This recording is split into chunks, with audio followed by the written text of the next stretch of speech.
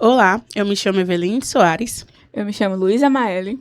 Estamos começando mais um Raízes e Sabores podcast. Hoje a gente trouxe o nosso convidado, Thiago Lopes, ou Tite, né, para os mais íntimos.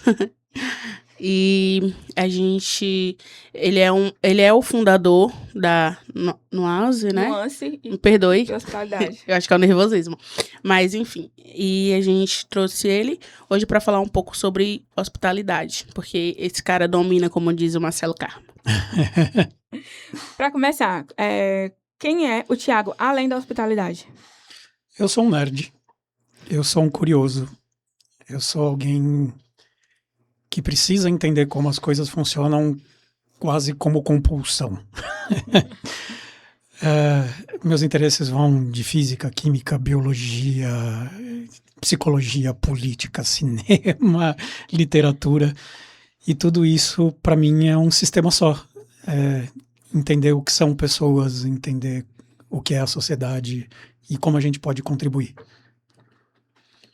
Foi só um pouquinho, um resumo. E como você, Thiago, se apaixonou por esse universo? Eu comecei trabalhando com hospitalidade muito cedo. Eu tive uma oportunidade de trabalhar fora no Brasil e não era com hospitalidade. Não tinha nada a ver com hospitalidade. E eu ainda era menor, mas eu já era emancipado. E eu fui trabalhar sem ter dinheiro para ir, sem ter dinheiro para passaporte, sem ter dinheiro para o avião, para nada. E a empresa que me contratou fez um empréstimo e eu tinha que pagar eles de volta. Então eu estava meio que trabalhando por escambo nos primeiros meses. Então eu precisei entregar pizza de patins, porque nem dinheiro para bicicleta eu tinha para comprar. E num dia apareceu a oportunidade de trabalhar atrás de um balcão, servindo bebida, tudo sem álcool, que eu não podia nem tocar no álcool, ainda mais nos Estados Unidos, que o pessoal é muito severo com esse negócio com menores, né, menor de 21 e tal, apesar de eu ser emancipado já na época. E não foi paixão à primeira vista. Foi um processo. Foi muito difícil eu entender onde eu estava, o que eu estava fazendo, mas o bichinho da hospitalidade já tinha mordido naquela primeira noite. Demorou para infecção espalhar e me contaminar assim de um jeito muito positivo. Mas as oportunidades continuaram aparecendo, eu fui pegando um trabalho aqui, um trabalho ali, e de repente eu já estava dentro, fazendo curso, e fui indo de um lugar para o outro, e as oportunidades continuaram aparecendo, e eu, por ser alguém que tenta entender e que tenta aprender, todo mundo fala, esse cara é uma esponja, né, vamos dar mais alguma coisa para ele aprender, e o pessoal fala, não, legal, agora você vai fazer isso aqui. E aí foi aparecendo a oportunidade, até que eu cheguei no Checkers Downtown, que era o restaurante do Hilton Downtown, que o hotel tinha sido eleito o segundo pior Hilton dos Estados Unidos, em 1998. E aí ele estava passando por um processo de renovação de, não estrutura física, mas de estrutura operacional, e foi ali que eu realmente me apaixonei. Foi aí que eu entendi o quanto a gente investir em processo, procedimento e pessoas não muda só o lugar, mas também muda as pessoas.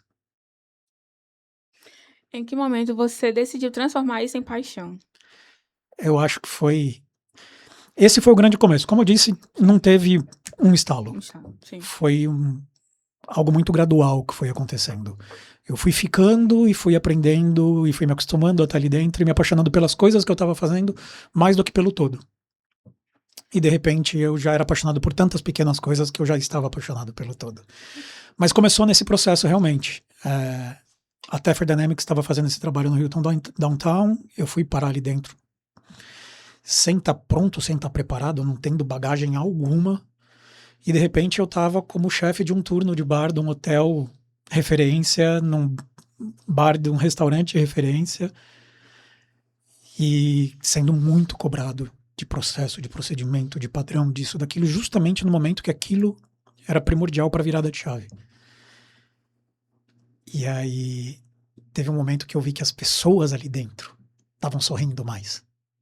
Os convidados do hotel, os convidados do restaurante, os funcionários, os fornecedores, todo mundo estava trabalhando mais leve. E eu falei, olha que incrível isso. Eu acho que não foi um momento, mas o fim desse processo me fez entender. E aí eu falei, eu ainda quero fazer isso.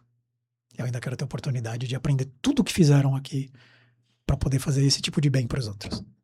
Sim.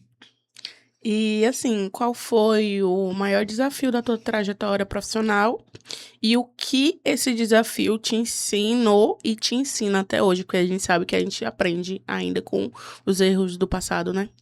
Eu erro muito. E meu maior desafio ainda é o meu maior desafio. Não é alguma coisa que aconteceu. Para completa transparência, eu sou autista. Né? Hoje o pessoal chama altas habilidades, né? Mas eu sempre tive dificuldade de entender as pessoas. Eu nunca tive isso natural. Então, para mim, era um processo cognitivo, não era um processo emocional. Empatia, para mim, era o que eu precisava para entender o meu pai e a minha mãe, que eram completamente diferentes. Eram completos opostos, polares, assim. Minha mãe extrovertida, sempre cheia de gente em casa, e meu pai era aquele cara que falava: gente, deu 10 horas da noite e eu vou dormir porque a visita quer ir embora. Era meu pai. E aí eu precisei começar a me forçar a entender as pessoas para navegar minha própria casa. E eu ainda erro muito. Né? Eu caio em discursos de demagogos que falam que querem fazer uma coisa incrível, e eu dou todo o meu conhecimento, e o cara usa todo o meu conhecimento para não criar um bom ambiente para os funcionários dele, para não... quer só dinheiro, não quer o esforço de criar um ambiente que serve para dignificar e enaltecer as pessoas ali dentro. E acontece muito, aconteceu algumas vezes recentemente, e é um desafio muito grande para mim. A primeira vez que aconteceu como prestador de serviço, chegou num ponto que eu comecei a brigar com a contratante, e eu falei, olha, vamos fazer o seguinte, tá aqui tudo que eu desenhei para você. Eu não continuo implementando, você fica com tudo que eu fiz, porque senão eu não tenho mais o que fazer com esses papéis, são seus. Peguei o contrato, rasguei, joguei na mesa. Falei, você não precisa me pagar mais. O que você pagou, paga tudo que tá aqui, tá tudo certo. E nesse momento eu entendi que às vezes demitir o cliente é melhor para minha saúde mental, emocional e para o futuro da minha empresa. Porque ter clientes que eu não vou usar como portfólio, ou que podem queimar meu portfólio, não é um esforço que vale a pena. Então acho que é um pouco do que eu aprendi, mas ainda erro muito. Sim. Mas eu acho que a Luísa pensa a mesma coisa, né? Que é sobre a sua paz, né? Eu acho que a gente... porque as pessoas não verem os bastidores, né? De um podcast, de uma liga acadêmica. Mas eu acho que sua paz é uma coisa que não pode ser comprada por nada. Pode ter rios de dinheiro e não vale a pena. Pois é, eu tenho uma frase que eu marquei para virar uma chave dentro da minha cabeça e fazer diferente, que é que eu estava cansado de ajudar um CEO a ter a quinta casa na praia. Hoje eu prefiro ajudar um pai de família, uma mãe de família, a colocar os filhos numa boa escola. Existe alguma experiência que mudou completamente a forma que você vê a hospitalidade? Tiveram algumas. Quais? O Hilton Downtown, que eu já falei aqui, é uma. Né? Foi muito marcante para mim. Eu tenho um contrato com NDA, com cláusula de sigilo, que eu não posso falar quem é o cliente, qual foi o lugar. Uhum. Mas tem uma rede de hotéis de luxo no mundo que implantou um hotel muito grande em São Paulo. E o gerente geral Latam veio para pré-inauguração do hotel para verificar que estava tudo certo. E a gente andava pelo hotel e assim, eu não sei o que aconteceu, porque ele foi com a minha cara. Eu não sei. Eu era novinho na época. Eu tinha participado do processo de implantação, não tinha feito, não era responsável por nada. Uhum. Mas ele foi com a minha cara. Eu acho que era a exuberância juvenil, um pouquinho do que eu perdi hoje, né? Mas ele foi muito com a minha cara. Acho que era o fato também de eu ter trabalhado no Rio, tal. E ele me chamou para fazer a ronda do hotel junto com ele, para ver os padrões, como que estavam, tal. E tudo por onde a gente andava no hotel, ele fazia assim, ó. E aí eu Não posso falar o nome dele também, quase Sim. falei. E aí eu olhava pra ele, tem alguma coisa errada, né? Aí ele olhava pros vasos das plantas no corredor, assim. E ele... A gente foi pro buffet do café da manhã, ele olhava e... Olhei, falei, pessoa X, né? O que tá acontecendo? Eu tô vendo que você tá claramente desgostoso, né? O que você tá percebendo de tão errado que eu não tô vendo nada? Ele olhou pra mim e falou, you look but you don't see. Né? Você tá olhando, mas você não tá vendo. E aí ele me levou de volta pra fazer a ronda e começou a me mostrar os vasos do corredor de entrada depois do balcão. Eram vasos marrons escuros. E o furinho debaixo do vaso, que devia estar virado para trás, para a parede, em alguns não estava. Aí ele foi pro buffet do café da manhã e viu a menina servindo o suco à mesa e ela servindo o pitcher de lado em vez pelo bico. Aí ele pegou e abriu a foto do padrão do buffet de salada, tudo separadinho, de salada de fruta, tal, tudo separadinho por cor, ordem cromática, assim. E tinha duas coisas que estavam na ordem errada. E aí ele falou, se as pessoas não estão olhando para as pequenas coisas e fazendo elas acontecerem, provavelmente elas não estão olhando para as grandes e mais importantes. E aí esse foi mais um momento, uma tapa na cara. Verdade. Você olha, mas você não vê, né? Me chamou de cego. Mas isso me fez, a partir daquele momento, começar a ver, não só olhar. E aí eu comecei a olhar e ver todas as coisas. E eu fiquei muito chato. Hoje eu não consigo sair para um restaurante e curtir a experiência. Porque eu tô vendo tudo. Sim. E eu acho que também, eu acho que as pessoas que começam gastronomia, a gente acaba aprendendo que uma das coisas que fazem os clientes comerem não é com a boca, é com os olhos. Então, eu concordo com esse rapaz, que você não pode falar não. Senhor. Ele está certo, porque é uma coisa em um hotel, um café da manhã, que te chama a atenção, são as variedades de cores. Então, acho que ele tá certo, né? Sim. Mas voltando aqui para as perguntas, Thiago, depois de 25 anos de carreira que você tem, o que faz os teus olhos ainda brilharem? Sorriso das pessoas. Eu acho que é isso. É meu epitáfio, eu quero que escrevam na minha lápide. Ele fez pessoas sorrirem. E não é o convidado do restaurante, do bar, do hotel. É todas as pessoas. Se o dono tá sorrindo, a casa tá ganhando dinheiro. Tá tudo certo. Se o gerente tá sorrindo, os funcionários estão fazendo o trabalho. Tá tudo certo. Tá ganhando dinheiro. Se os funcionários estão sorrindo, eles são bem cuidados, eles têm um ambiente, eles têm uma boa gestão. Se os fornecedores estão sorrindo, eles recebem em dia, eles são bem tratados quando o entregador chega na porta. Se os prestadores de serviço, manutenção, a agência de marketing está sorrindo, é porque tem um relacionamento bom. Então, o nome da nossa indústria é hospitalidade. Eu acho que eu devia ter também colocado isso na resposta anterior. A gente faz faculdade, não eu no caso, mas nós estamos dentro, faz faculdade de gastronomia pensando que hospitalidade é uma atividade de gastronomia. E não é isso. O nome da nossa indústria é hospitalidade. A gente não vende comida, a gente não vende bebida. E a maioria dos chefes tem dificuldade, não chefes experientes, os caras entenderam isso faz muito tempo.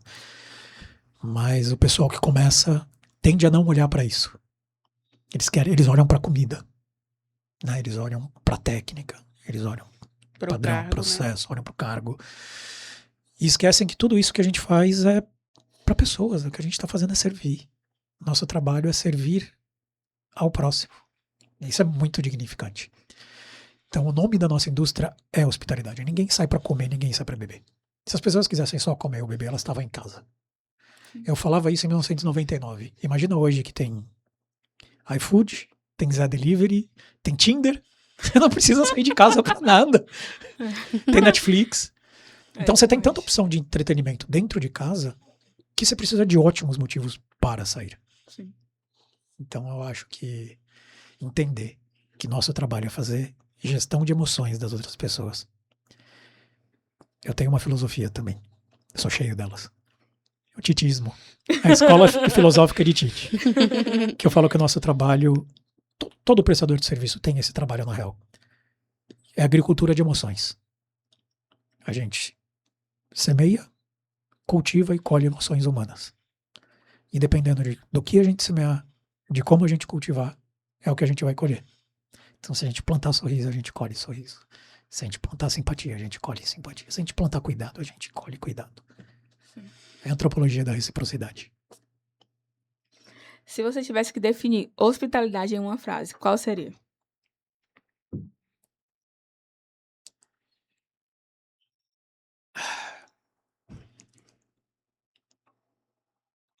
Eu acho que eu não preciso de uma frase, eu posso usar uma palavra. É acolher. É fazer o próximo se sentir acolhido. E para o Thiago Lopes, qual é a diferença entre atendimento, serviço e hospitalidade? Atendimento, serviço, gastronomia, conforto, arquitetura. Eu entendo tudo isso como atividades da hospitalidade. Eu tenho, dentro da empresa, eu uso o termo experiência de hospitalidade. E experiência de hospitalidade é um índice que eu uso para medir a experiência completa, não só do convidado. Eu faço questão de chamar de convidado, não de cliente, para também virar uma chavinha dentro da cabeça. Eu, como autista, para mim as palavras são muito importantes. Então, a forma que nós falamos sobre o que nós fazemos muda a forma que nós pensamos sobre o que nós fazemos. Então, toma muito cuidado com as palavras que eu uso. Eu não falo treinar funcionário, porque não é cachorro. Eu não quero que façam do meu jeito. É capacitar pessoas. E eu chamo eles de convidados. Então, cada uma dessas coisinhas são pequenos ingredientes no verdadeiro produto, que são reações humanas à hospitalidade. Então, servir é um ato de técnica. Atender é um ato de empatia e de cuidado. Mas não é só isso também. Né? A gastronomia é um pedacinho, o conforto da cadeira é um pedacinho, o volume da música, a intensidade da luz, tudo. Cada uma dessas coisinhas juntas. Eu sou cheio dos bordões. Mas depois de tanto tempo que você passa ensinando para equipes isso, você tem que ter as frases prontas. E aí outra coisa que eu sempre repito é que se eu fosse um torneiro mecânico, tudo que eu fizesse enquanto torneiro mecânico é metalurgia. A hora que eu limpo o meu torno, eu estou fazendo metalurgia. A hora que eu guardo os bits e as pontinhas do torno, eu estou fazendo metalurgia. A hora que eu estou torneando, eu estou fazendo metalurgia. A hora que eu varro o chão, eu estou fazendo metalurgia. E é verdade também dentro da indústria de hospitalidade. Tudo que a gente faz serve para aumentar a experiência de hospitalidade nossa, dentro da indústria, e dos nossos convidados. Como a hospitalidade transforma a experiência do cliente? De novo, né, minha cabeça é um pouquinho diferente. Eu acho que não dá para não fazer hospitalidade. Eu meço o índice de experiência de hospitalidade do negativo para o positivo. Eu não acho que é uma coisa que tem dois máximos, ou você não faz ou você faz bem. Então, de menos 10 a 10, numa escala, em vez de 0 a 10, sendo 10, sendo 0, uma experiência de hospitalidade esquecível. Mas tudo o que você faz é hospitalidade. Não dá pra não fazer. Dá pra fazer ruim. Sim, exatamente. Dá pra entregar uma má hospitalidade, mas não dá pra não fazer. Sim. Né? É que nem arquitetura. Você levantou um prédio, você fez arquitetura. Não importa se ela foi pensada ou não. Ou ela é ruim ou ela é boa, mas não dá pra não fazer. E então eu acho que esse entendimento também é uma das coisinhas que foram mudando dentro da minha cabeça. Eu tenho um grande herói, um cara que eu tive a oportunidade de trabalhar junto, que é um cara chamado Will Guidara. Ele foi o gerente do Eleven Madison Park, que chegou ao restaurante número 1 do mundo no 50 Best, em 2017. E foi um milagre. Eu paguei para ir para Nova York e trabalhar com esse cara, porque eu queria trabalhar do lado dele. Eu não ganhei. Eu ganhei o salário lá fazendo o primeiro summer house deles, em East Hampton, mas eu ganhei menos do que eu paguei para estar lá. Mas era uma experiência que eu precisava passar. E ele fala que serviço é preto e branco e hospitalidade é colorida. Sim. Né? E ele fala que a hospitalidade é um diálogo. São duas frases muito fortes dele. E que ouvir é mais importante do que falar. Mas eu discordo da primeira frase. Eu acho que não tem diferença né? Não dá para dizer que hospitalidade é alguma coisa que você faz a mais do que o serviço. Serviço é um pedaço. E quais erros comuns que você já observou em um bar ou em um restaurante? Acho que a gente faz tanta coisa errada, né? Eu acho que o maior erro é esquecer que todas as pessoas que estão ali precisam de atenção. Não importa se você... Não é isso. Não importa. Não é para você estar em cima deles o tempo todo. Como eu falei, eu dou muita importância para as palavras. E eu não gosto da palavra garçom porque, além dela ter uma origem pejorativa, né? A palavra garçom significa menino, moleque. Além disso, ela não descreve a função. E eu acho que atendimento é dar atenção. Né? Vem do mesmo radical. Atender é dar atenção. Então eu gosto muito da palavra atendente. E quem está do outro lado precisa saber que você está à disposição e você está atento. A hora que você virou a cara, foi pro cantinho para pegar o celular e olhar o Insta, o WhatsApp, a hora que você juntou um grupinho ali para ter uma conversa, é a hora que o cara vai começar a levantar a mão e procurar alguém para atender ele. Isso vai jogar a experiência lá para baixo, não importa o quão todo o resto tenha sido bom. Né? Além disso, nós temos diversos estudos. A Universidade de Cornell, em Nova Jersey, eles têm um centro de estudo do mercado de hospitalidade incrível. E eles produzem centenas de artigos científicos todo ano. Eles são contratados por grandes redes, como Bloomin' Brands, McDonald's, o Chick-fil-A. Trabalha muito com eles. E eles têm um estudo que aponta que os 2 principais atrasos que levam ao convidado não querer voltar é o primeiro atraso em ser sentado quando ele sabe que tem lugar disponível, e o segundo é a demora da conta para chegar depois da experiência ter sido boa. A pessoa se sente negligenciada. Fala, agora que eles já venderam tudo o que queriam, não vão trazer a conta para mim? Agora eu não sou mais importante? E no primeiro momento também, né? O impacto é muito grande de olhar e falar, mas tem um monte de mesa vazia ali. E esse estudo aponta uma coisa muito simples: as pessoas não esperam para serem reconhecidas. Então acho que esse é o maior erro que a gente pode cometer, é achar que as pessoas podem esperar para ser reconhecida, que a gente está ali só fazendo um trabalho. E eu acho que esse negócio aí que você falou da negligência, eu concordo com você, né? Eu ontem passei por uma situação parecida. Saí com a minha família, fui num restaurante e chegando lá, tipo, o atendimento já não era um dos melhores, né? Mas o garçom foi super atencioso com a gente. Só que na hora de pagar a conta, eu não tenho paciência. Eu quero pagar a conta e ir embora, porque eu tô cansada, né? Ainda mais você voltando da praia. E aí, eu tive que me levantar e ele olhou pra mim, o garçom, e falou assim, eu tô levando já. Aí eu falei, não, amigo, eu quero ir embora. Fui e paguei no caixa. Pedi a conta e eu mesmo paguei, porque por não ter que esperar. Entendeu? Então, eu concordo muito com você, essa parte aí, né? Então, por favor, vocês que estão assistindo a gente, não demorem pra entregar a conta. Gente, é questão de organização de processo, sabe? Tudo isso chegou no último tempo do convidado. Você viu que ele não vai pedir mais nada, já imprime a conta. Se sair mais um café, não tem problema. É mais barato ter outro papel impresso do que fazer o cara não voltar. Sim. Garantir o retorno dele é sempre mais barato do que fazer qualquer outra coisa que faz ele não voltar. Como criar uma hospitalidade em uma empresa? Tem que partir de cima para baixo. E tem que ser mentalidade. Eu não falo nem ser cultura, porque cultura é resultado da mentalidade e da liderança. Sim. Então, se você tem um proprietário, se você tem acionistas, se você tem diretores, se você tem, no nível tático, gerentes, supervisores, que se importam com pessoas e que sabem que o trabalho deles é cuidar de gente, e entende que o trabalho do gestor, do líder, não é dar resultado, é cuidar das pessoas que dão resultado. você consegue inspirar as pessoas a cuidarem de pessoas. Lógico que isso depende de seleção, né? Eu brinco, e aí eu espero não ser mal interpretado,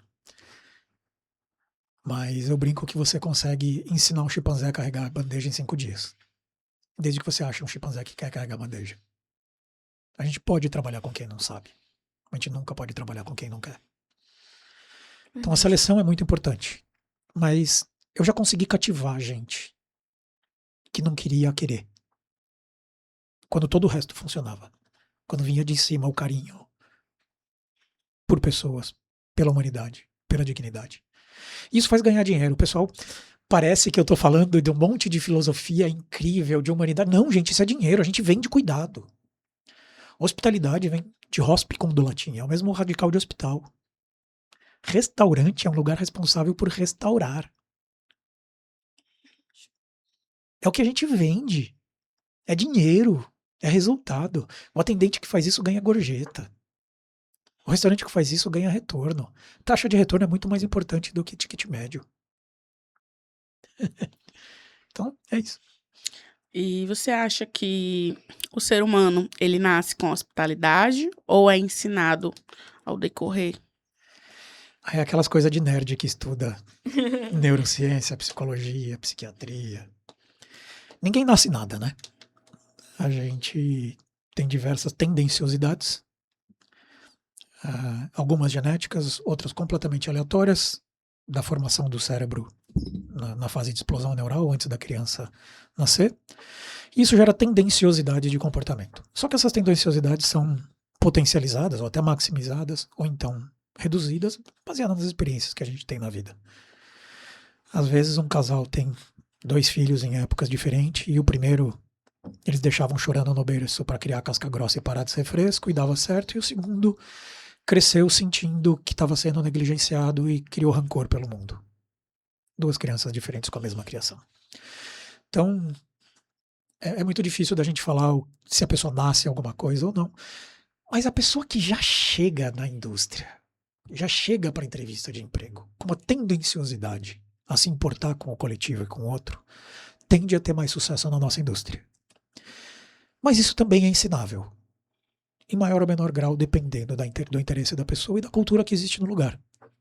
Né? Então, se você tem uma cultura num lugar onde todo mundo incentiva o cuidado, incentiva as pessoas a serem bem-vindas, se sentirem seguras, a não serem frágeis, mas poderem explorar a própria vulnerabilidade, que são coisas bem diferentes, né? Fragilidade e vulnerabilidade. Você cria um ambiente onde a hospitalidade é bem-vinda e isso cativa. A pessoa que não se interessa por isso é mais difícil, mas pode acontecer. Mas é sempre mais fácil já trazer para dentro alguém que gosta de gente. Qual é o papel da liderança para a construção de uma equipe acolhedora? Todo. Tudo. É muito diferente gerir e liderar. São 2 papéis diferentes e às vezes eu acho que nós deveríamos estruturar esses 2 papéis em pessoas diferentes. Porque gerir é processo. O cara que faz gestão de pessoa está fazendo errado. Se ele tem que perguntar para uma pessoa se ela fez ou não o trabalho, ele já está fazendo errado. Ele tem que ter um processo, tem que ter um checklist, ele tem que ter POP. E aí ele olha no checklist e vê, tá feito. Tá marcado que tá. Aí ele olha. Tá marcado que tá feito, tá feito. Então, beleza. Mas tá bem feito ou tá mal feito? O que o POP diz? Legal, pronto, fiz gestão de processo. Acabou. Liderar é outra coisa. Liderar é incentivar, liderar é desafiar, liderar é ouvir, liderar é cobrar. Então, liderança é uma atividade humana. Gestão é uma atividade exata. E é muito difícil ter uma pessoa que é muito boa em todas essas coisas. É muito dicotômico. Olhar para processo, olhar para procedimento, protocolo, sistema, fluxo de trabalho, e poder chegar e olhar para uma pessoa e falar: meu amigo, você chegou atrasado. Tá tudo bem com você? Antes de cobrar. A partir de um lugar de compaixão. Então, às vezes eu acho que o mundo inteiro, não estou falando do mercado de hospitalidade, Sim. Mas acho que todas as empresas seriam muito mais felizes se eles separassem gestão de liderança, sabe? E um pouco de grandes corporações põe esse papel da liderança para o RH. Mas nesses lugares eu acabo sentindo que o RH é meio uma defesa jurídica da empresa e não Sim. um lugar que serve para realmente cuidar de pessoas. Mas o trabalho de liderança, ele tem que ser o exemplo do que é a hospitalidade. Ele tem que acolher para que os liderados acolham. Sim. Senão não acontece. Tem que cobrar. Tem que ser duro quando for necessário. Nunca forte, mas firme. Tem muita diferença entre força e firmeza. Então, ser firme, mas respeitoso. Fazer as pessoas sentirem que quando você cobra elas é pro bem do coletivo e do desenvolvimento profissional delas. Não simplesmente porque você está irritado. E fazer a pessoa entender isso. Cultura é uma faixa de comportamento que existe entre o exemplo que o líder dá e o pior comportamento que ele tolera. Chegou atrasado? Amigo, vem cá. Tá tudo bem. Aconteceu alguma coisa? Não, chefe, eu perdi o horário. Hoje você entra, você vai fazer o seu trabalho. Da próxima vez que isso acontecer, eu preciso te dar uma advertência. Por favor, não faça acontecer de novo. Próxima vez chegou atrasado, amigão. Você teve algum problema? Não.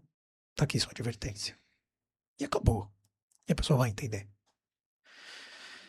Então, as pessoas que são muito boas de incentivar dificilmente também são boas disso. Então, é muito difícil formar um líder. As pessoas acham que, eu tenho um bom garçom, ele vai ser um bom maître. Você perdeu um bom garçom e ganhou um péssimo maître. Sim. Verdade. E como é que os bares e restaurantes, eles podem continuar com o atendimento humanizado, mesmo com uma casa cheia, lotada? Tendo padrão. Eu acho que a mágica da hospitalidade, que é muito mágica a nossa indústria, ela é puxada, a gente dobra, a gente trabalha quando todo mundo está descansando, a gente faz o trabalho quando os outros estão se divertindo para que os outros se divirtam. Mas a mágica da nossa indústria existe nos contrastes de termos que parecem ser inconciliáveis. Então, a gente tem que parecer genuíno. Então tem que ter padrão para parecer genuíno. Sabe, ensaiar, ensaiar, ensaiar, ensaiar, ensaiar. E esses padrões são o que vão determinar até onde você pode ser cuidadoso num dia de brata, num dia de alto movimento. Então a casa vazia é o dia que você ganha as pessoas para elas voltarem. No dia de casa cheia, quem já veio vai olhar e vai falar, nossa, a casa tá cheia e mesmo assim eles estão me dando toda a atenção que eles podem. Então passar pela mesa, fazer um tchauzinho, perguntar se... Gente, ó, se vocês precisarem de alguma coisa, eu tô levando isso aqui e ali, na volta eu dou uma atenção para vocês. E ponto, a pessoa já se fez percebida, ela sabe que ela tá recebendo atenção. Mas isso tem que ser ensaiado, isso tem que ter protocolo, isso tem que ter procedimento, isso tem que ter processo. Então e tem que parecer genuíno, mesmo sendo ensaiado. Nada muito forçado, né? O que nunca pode faltar para um cliente se sentir bem recebido. Sorriso. 80% do trabalho 80% do salário da equipe de frente da casa é pago para os dentes. O resto dos 20% é pago pro trabalho deles. Sorriso. Simpatia. E demonstrar gratidão. Eu acho que demonstrar gratidão é muito importante. Tem diversos estudos que mostram que os dois comportamentos mais diretamente associados com o reporte de felicidade é orgulho e gratidão. Então, se você tem orgulho do que você faz e demonstra gratidão, você tem chance de ser mais feliz e de, com isso, contagiar os outros a serem felizes. Estou falando de alegria. Estou falando de felicidade, duradoura, profunda. Então, sorrir e falar obrigado. Ai, que bom que você escolheu estar aqui com a gente hoje. Obrigado. As pessoas estão deixando de fazer qualquer outra coisa para estar ali com você, para curtir. Ele é seu convidado. Entrega seu máximo, ele volta. Sua carteira vai estar mais cheia no final do mês. E como equilibrar excelência no atendimento e equilibrar também os resultados financeiros. Não é uma dicotomia. Excelência no atendimento é resultado financeiro. Ponto.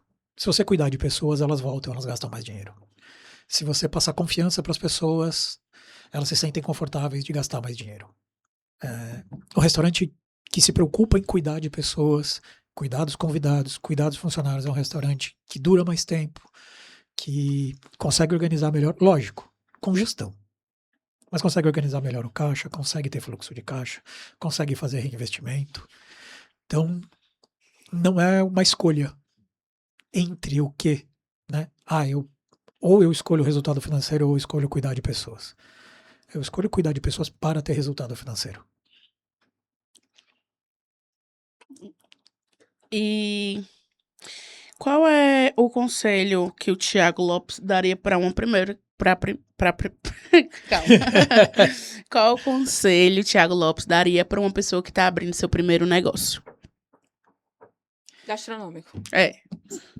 Ou... Antes de dar um conselho, eu faço para todos que me procuram para fazer uma avaliação de viabilidade de negócio.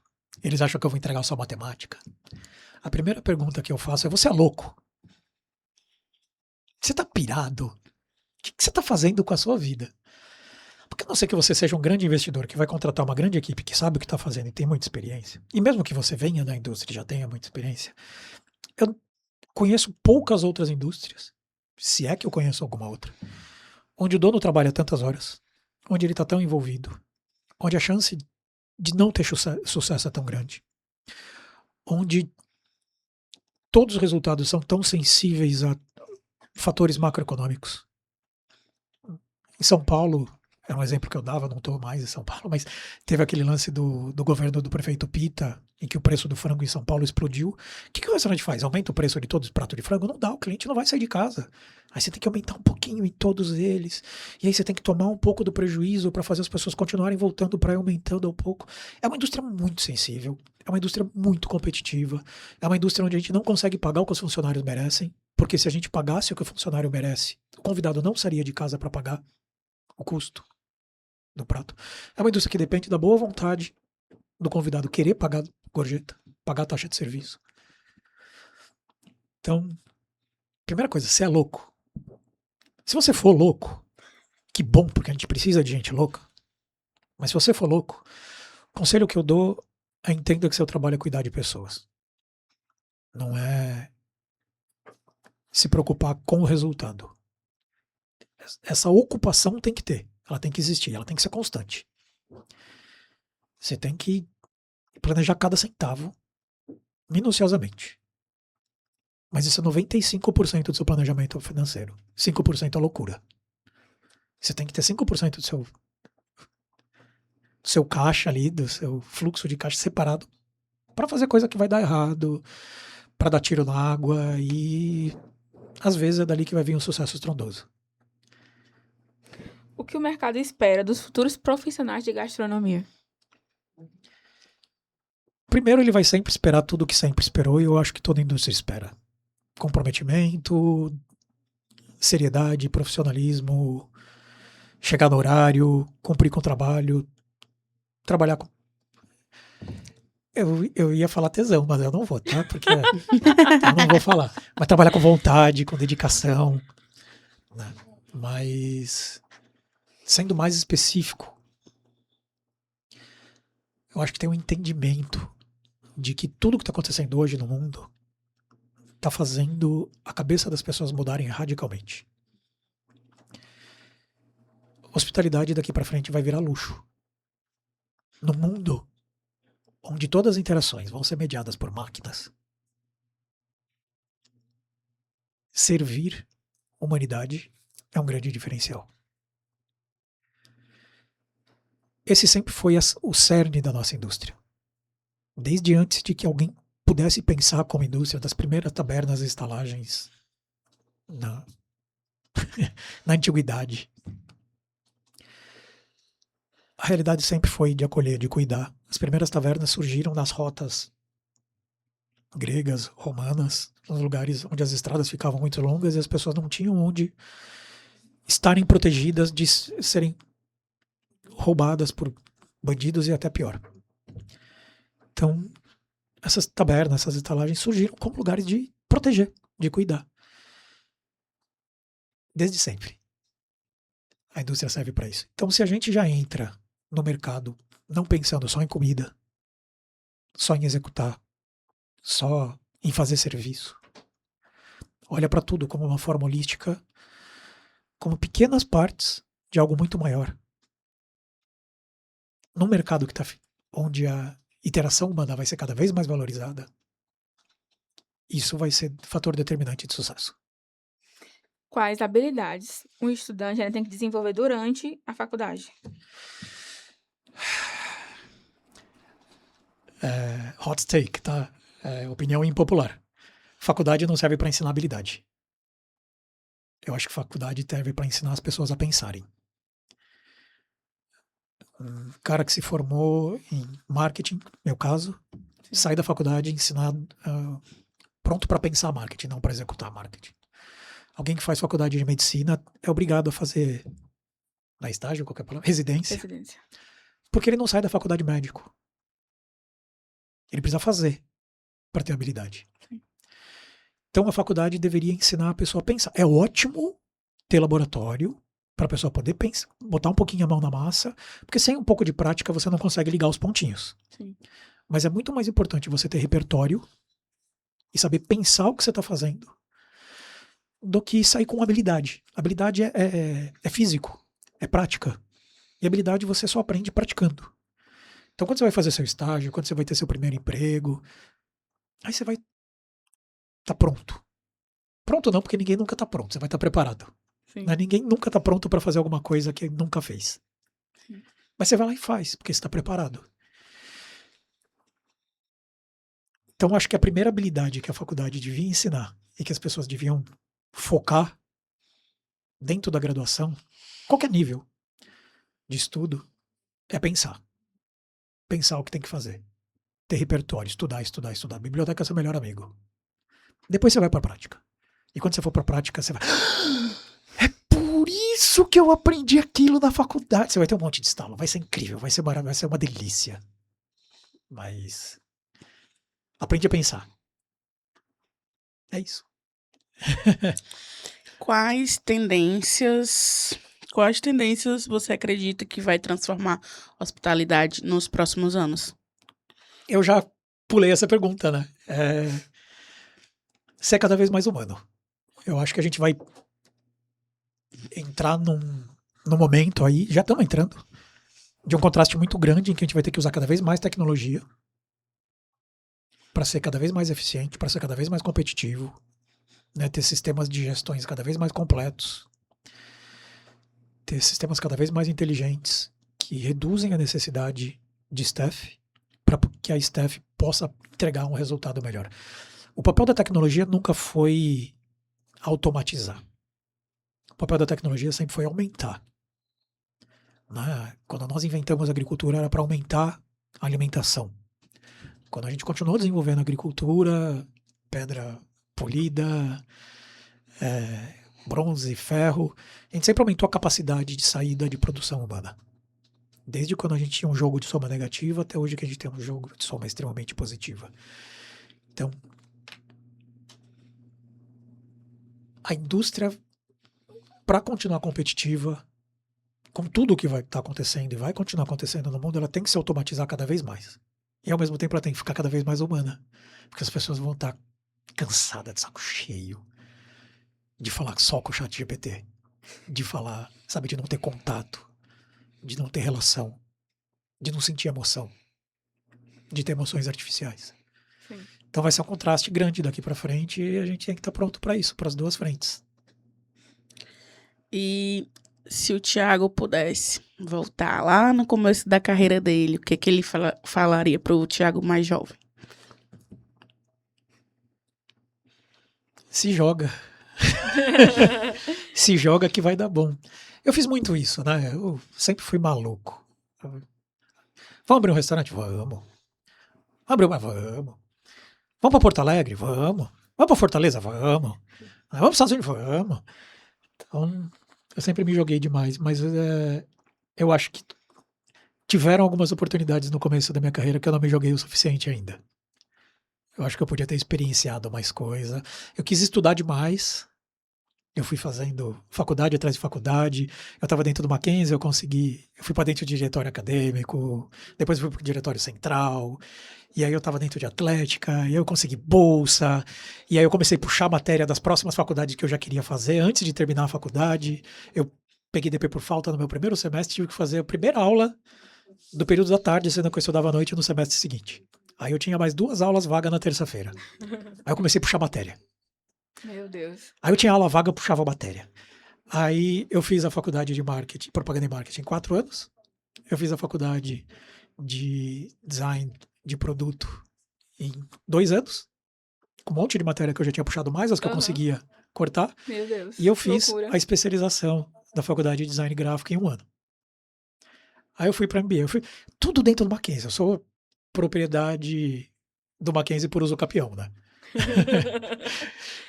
E... Desculpa, você ia falar? Não, pode falar. Mas eu acho que eu passei tempo demais falando, e se, estuda, sendo que eu podia. Eu fui estudar design gráfico, que é uma coisa que eu tinha feito minha adolescência inteira. Eu já trabalhava desde novinho com isso, fui ilustrador, fui designer. Tive sorte. Nossa, eu tive tanta sorte na minha vida. Eu caía no colo dos caras que são referência, assim, sem competência nenhuma pra estar. Nenhuma. Fui parar dentro do hotel que eu não tinha competência pra estar. Eu trabalhei com os melhores design gráficos do Brasil. Não sabia nada, moleque. E foi acontecendo. E aí eu gostava. Mas é que o âmbito acadêmico é uma delícia, né? A gente gosta muito de estar na faculdade. É muito gostoso. A gente que o diga, né?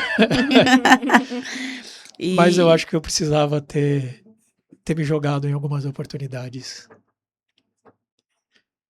Se eu naquela época tivesse entendido que eu ia largar todas as outras coisas, porque eu sempre quis fazer muita coisa, né?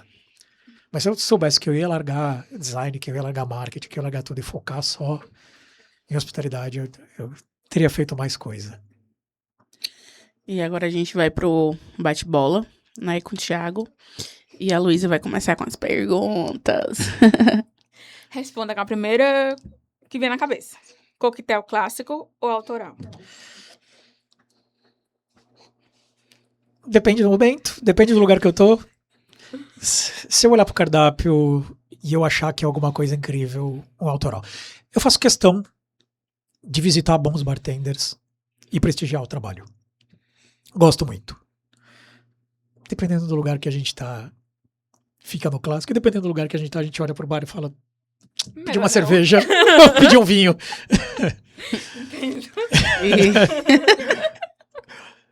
Só lembrei do ovelha agora. Chega, eu fiquei nervosa. Ô, Thiago, gin ou uísque? Whisky. Amadeirado sempre. Bar ou restaurante? Mais cedo o bar, mais tarde o restaurante, depois a gente volta pro bar. Atendimento ou técnica? Atendimento com técnica. Cliente satisfeito ou cliente encantado? Satisfeito é pouco, né? Encantado é legal. Sim. Mas eu acho que dá pra ser mais legal do que encantado ainda. Eu acho que dá pra fazer o cara escolher a gente como favorito. Ser favorito é melhor do que ser o melhor. E qual seria um drink que você ia pedir, tipo assim, se você tivesse saído com uma gatinha, assim? Caipirinha. Caipirinha? É o melhor drink do mundo. Patrimônio cultural brasileiro. Um drink que todo bartender deveria saber. Daiquiri. É a régua. É besta falar porque só é lugar comum porque é verdade. Todos os grandes bartenders sempre vão dizer que se o daiquiri chegar equilibrado, com a espuminha branquinha bonitinha em cima do drink, você sabe que ele foi bem batido e que você pode pedir qualquer outro drink que você pode confiar no bartender. Mesmo que ele não saiba, você vai pedir um clássico esquecido e ele vai procurar na internet a receita. Vai sair bem feito se o daiquiri estiver bem feito. E na hora do atendimento, qual é o erro que não pode ter? Falta de sorriso, falta de dedicação, falta de atenção. Uma palavra que define hospitalidade. Eu já falei, é Sim. acolhimento. Mas para não repetir a resposta, cuidado. Complete a frase. Hospitalidade é... Fazer a pessoa sentir que ela quer voltar sem ela perceber que tudo que você fez foi técnica. E agora a gente vai para nossa pergunta final, que a gente sempre faz no final do nosso podcast. Pode fazer. Qual sabor te leva de volta para casa? E por quê? Eu tenho muitos, porque minha mãe gostava muito de cozinhar em casa. Né? Minha história com a gastronomia, não com a hospitalidade, começa dentro de casa, porque minha mãe era boleira, minha mãe fazia comida para fora, minha mãe era do sul de Minas. Então era sempre aquela coisa de café da manhã, e quando você tira a mesa do café da manhã, você já tá colocando a mesa do almoço, tira a mesa do almoço, já tá colocando o café da tarde, você tira a mesa do café da tarde, já tem o lanchinho, você tá tirando o lanchinho, já tem a janta. Alguém vem te visitar, não vai embora, fica, tô passando cafezinho, vai ter um bolinho. Então, é muito difícil pensar em um sabor.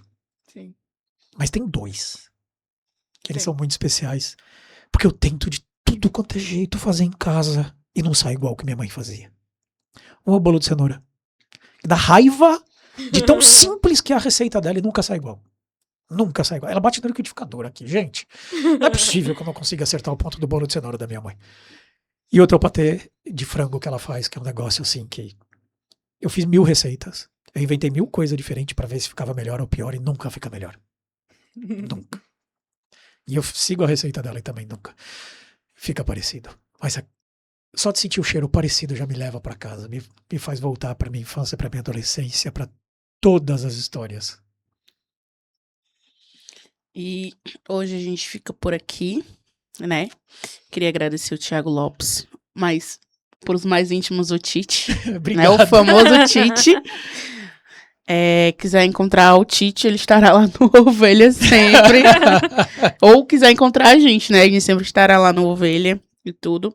E eu queria agradecer de verdade, né? Obrigado. Porque naquele dia que a gente tava no Soft Open do Marcelo e da Lídia, a gente conversou bastante. E eu acho que foi isso que a gente fez chamar você. Por conta do seu conhecimento em hospitalidade. Simpatia. E a gente concorda com você que todo aluno, antes de sair da faculdade, ele deveria procurar saber, estudar, né, sobre hospitalidade, né, porque é o que tá mais alto aí. Eu acho que agora sim, tá fácil falar de hospitalidade porque o termo entrou em voga, Uhum. né? Mas é uma coisa que nós falamos há tanto tempo. É o nome da nossa indústria, gente. Se você pegar a CTT lá do nosso sindicato e você vê as siglas do nome do nosso sindicato, tem um HOSP ali em cima, não é de hospital não, é de hospitalidade. E quer falar mais alguma coisa? Não, isso mesmo. Muito obrigada, né? Agradecer de novo mais Com uma vez a certeza. presença. Obrigado. Disponibilidade. Deixa eu agradecer pela oportunidade incrível e corrigir uma coisa que vocês falaram, que eu acho triste. Vocês falaram que a gente conversou bastante aquele dia. A gente não conversou o bastante. E eu espero que nós tenhamos a oportunidade de conversar muito mais em diversas outras oportunidades. Com Sim, certeza. Com certeza. E antes da gente ir, eu quero deixar um comunicado pra vocês que assistem a gente. A gente só vai ter mais 2 episódios, Isso. né? Isso. E depois a gente entra de recesso, porque a gente é filha de Deus. A gente também quer curtir um pouquinho dos nossos restinhos de férias. Então, a gente tem mais 2 episódios. Depois dos 2 episódios, só na volta das aulas, tá, galerinha? Dia 12 de agosto. Dia 12 de agosto. É isso. Obrigado, Thiago. Eu que agradeço. Raízes e Sabores podcast fica por aqui, porque toda raiz tem um sabor. Obrigada, pessoal.